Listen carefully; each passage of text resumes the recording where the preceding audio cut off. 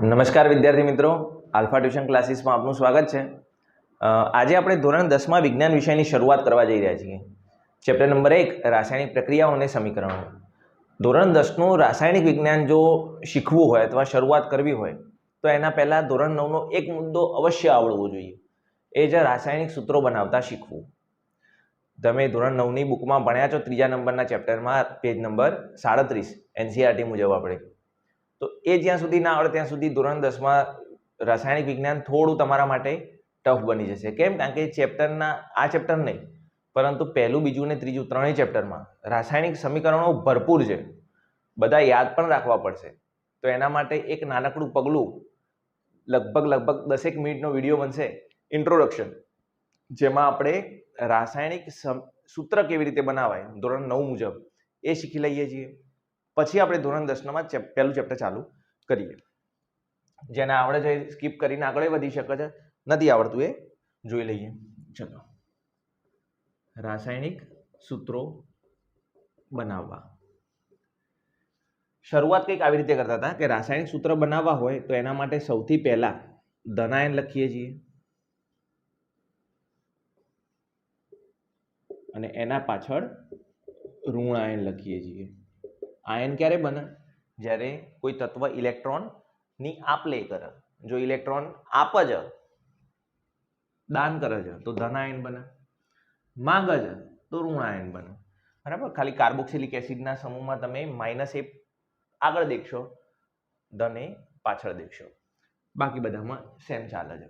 જોઈ લઈએ. ચલો, હું 4-5 ઉદાહરણ લખું છું અને બધી જ રીતના આવી જાય એવી રીતે. બરાબર? પહેલું ઉદાહરણ લઉં છું, સોડિયમ ક્લોરાઇડ. આ તો સાહેબ આવડે, NaCl. આ બધું તમે ના શીખવાડો, પણ તોય શીખી લઈએ.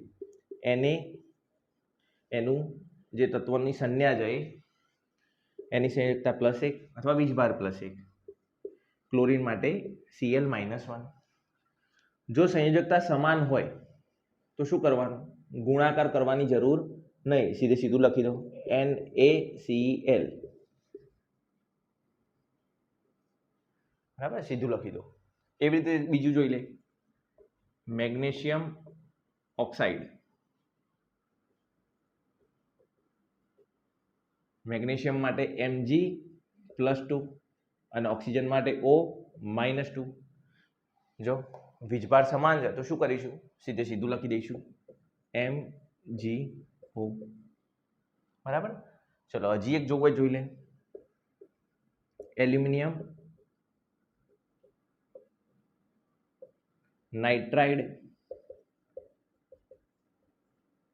Al+3 N-3. તો શું લખી દઈશું? Aln. બરાબર ને? તમે હજી કંઈક અલગ ઉદાહરણ સ્વરૂપે લખવું હોય તો લખી શકો છો. શું? કેલ્શિયમ ઓક્સાઇડ,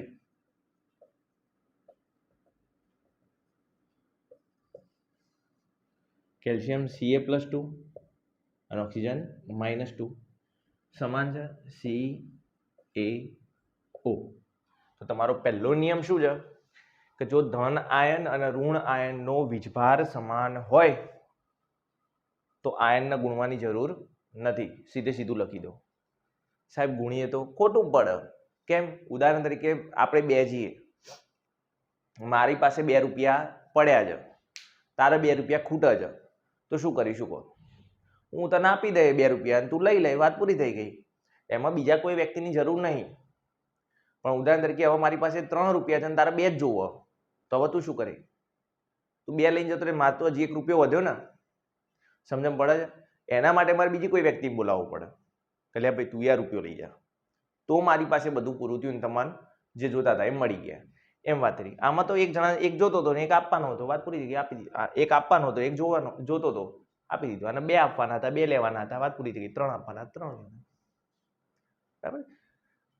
જો વીજભાર સમાન હોય તો ગુણવાની જરૂર નથી. ધોરણ 10માં આપણે જ્યારે શરૂઆત કરીશું ને ત્યારે શું બદલી દેવાના છીએ જોઈ લેજે. ઉદાહરણ તરીકે હું બોલું છું કે મેગ્નેશિયમ ઓક્સાઇડ, તો હું મેગ્નેશિયમ ઓક્સાઇડ માટે MgO તો લખે જ, પણ થોડી વચ્ચે જગ્યા રાખીએ, અહીંયા ને અહીંયા, કે ક્યાંક લખવાનું આવ્યું તો મને લખતા ફાવે. આ જે વીજભાર એના નીચે લખું છું ને એની જગ્યાએ હું ઉપર લખી દઈ Mg+2 O-2 વચ્ચે જ સમાન છે ગુણવાની જરૂર નહીં, પછી ભૂસી નાખી. તમે શું કરશો, તમે તમારી બોલપેનથી લખવું હોય તો પરીક્ષામાં લખો તો ખોટું પડે નહીં. ચલો જોઈ લો બીજું, હજી આગળ વધીએ. ચલો હજી થોડા જોઈએ.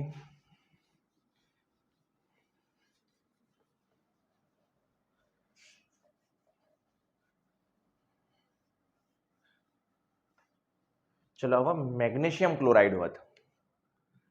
છઠ્ઠું 1 2 3 4 પાંચમું હે ને? ઓકે ચલો પાંચમું મેગ્નેશિયમ ક્લોરાઇડ હોત તો શું કરે કે મેગ્નેશિયમ માટે Mg+2 છે અને ક્લોરીન માટે Cl -1. સંયોજકતા સમાન નથી, વીજભાર સમાન નથી, તો શું કરીશું? ચોકડી ગુણાકાર. Mg ને 1 વડે ગુણવાની જરૂર નથી, ચિહ્નોને ધ્યાનમાં નહીં લેવાના ગુણતી વખતે. અને Cl ના 2 વડે ગુણવાના છે, Cl2. સૂત્ર શું બની ગયું? MgCl2. હજી જોઈ લો 2 3 લખીએ છીએ હજી. ચલો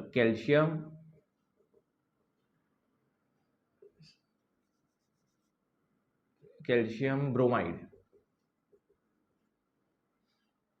ચલો કેલ્શિયમ માટે Ca+2 અને બ્રોમાઇડ માટે Br-1.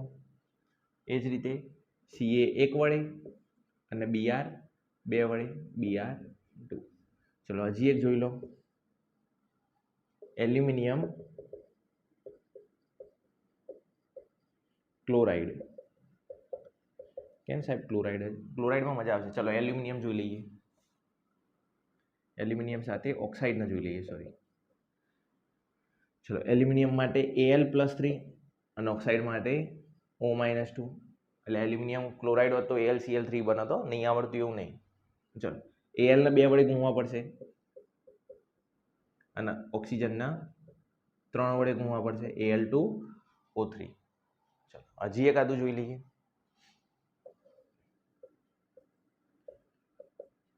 Ferric oxide. સાહેબ ફેરિક અને ફેરસમાં ખબર નહીં પડતી. ફેરસ બેરસ એ યાદ રાખી લો. ફેરસના બેરસ યાદ રાખી લો. કેમ? કારણ કે Fe+2 હોય. બરાબર. ચલો Fe+3 અને ઓક્સિજન માટે O-2 તો Fe2O3. બરાબર. ચલો આમાં શું નિયમ તમે વાપર્યો કે જો સંયોજકતા કે વીજભાર સમાન હોય નહીં તો ચોકડી ગુણાકાર વડે ગુણી લેવું. વીજભારના બીજા તત્વના વીજભાર વડે ગુણી લેવાનું, ચિહ્નને ધ્યાનમાં લેવાના નહીં. 1 ગુણવાની જરૂર નહીં. Mg1Cl2 ના લખતા, કારણ કે 1 નો આપણે ઉલ્લેખ નહીં કરતા. કંઈ નહીં હોય એટલે એમ સમજી લઈશું કે Mg એક જ વખત આપ્યો. બરાબર ને? ચલો જોઈ લો 2 રીતો પૂરી થઈ. કઈ? વીજભાર સમાન તો ગુણવાની જરૂર નથી. અને બીજું પૂરું શું થયું કે વીજભાર સમાન ના હોય તો શું કરીશું? ગુણવું પડશે. બરાબર. કેવી રીતે? ચોકડી ગુણાકાર. બરાબર. ચલો હજી આગળની એક રીતમાં, આ છેલ્લી રીત તમારી, પછી તમારે પતી ગયું. સૂત્રો બનાવતા આવડી ગયા. બસ સાહેબ આવું તમે કોણ નહીં આવડે? જ્યારે પેજ નંબર 37 જોઈએ ને ભાઈ ત્યારે ખબર પડશે. 10મામાં આવું આવે છે, 9મામાં આવું આવતું હતું તો 10મામાં ઉમેરાશે. થોડા ઘણા 1 2 નવા ઉમેરી જશે. આમાં હું વાત કરું છું બહુપરમાણવીય આયનની. હતું ને છેલ્લા પહેલી લાઈન, બીજી લાઈન, છેલ્લી લાઈનમાં બહુપરમાણવીય આયન એટલે શું કે એક કરતા વધુ પરમાણુ જોડાયા પછી પણ એમાં કોઈ પ્રકારનો વીજભાર રહી જતો હોય, એટલે એની પાસે ઇલેક્ટ્રોન ખૂટે કાં તો વધારાના જમા થયેલા હોય. જમા ના થયેલા હોય એની પાસે જે પેર પડી રહી હોય જોડ, એ એના માટે પ્લસ વીજભાર સ્વરૂપે દર્શાવી શકાય. ઉદાહરણ તરીકે નાઇટ્રોજન પાસે ટોટલ 5 ઇલેક્ટ્રોન છે, 1 ઇલેક્ટ્રોન વાપરે તો એની 2 પેર અથવા 2 જોડ પડી રહે છે, પણ એમાંથી જો એક ઇલેક્ટ્રોન વાપરી લેતા હજી +3 કહેવાય. બરાબર, એવી રીતે વાત થઈ રહી છે. કઈ ખબર ના પડી, કોઈ વાંધો નહીં, આપણે 10મા ધોરણમાં શીખીશું એમ ભણીશું, ભણતા જઈશું, શીખતા જઈશું એમ. ચાલ, ઉદાહરણ તરીકે સોડિયમ કાર્બોનેટ છે. સોડિયમનો તો હવે જાણ થઈ ગઈ, Na+1 હોય. લખવામાં ભૂલ ના કરતા હો. Na આવી રીતે ના લખાય, આવી રીતે ના લખાય, આવી રીતે ના લખાય. પહેલો અક્ષર કેપિટલ, બીજો હોય તો સ્મોલ, ના હોય તો જોડે જબરજસ્તી ઉમેરવાનું નહીં. અને કાર્બોનેટ માટે CO3-2 છે. કેટલાક લોકો આને CO-3 લખે છે, એવી ભૂલ ના કરતા હો. ચલો, 2 વડે ગુણીશું, Na2CO3. ના, 1 વડે ગુણવાની જરૂર નહીં, લખી દીધું. આ તો આનો જ નિયમ. હા, એનો એ જ નિયમ, પણ કેટલોક ચેન્જ આવે છે, તમે જોતા રહેજો. Aluminium sulphate. ચલો, એલ્યુમિનિયમ માટે Al+3 અને સલ્ફેટ માટે SO4-3, સોરી SO4-2. ચલો, શું કરીશું? Al2 અને SO4 ને 3 વડે ગુણવાના છે. આવી રીતે ખોટું પડે, કૌંસ કરીને 3 લખીશું. એનો મતલબ નિયમ શું બની ગયો કે જો બહુ પરમાણુય આયનને ગુણવાનું હોય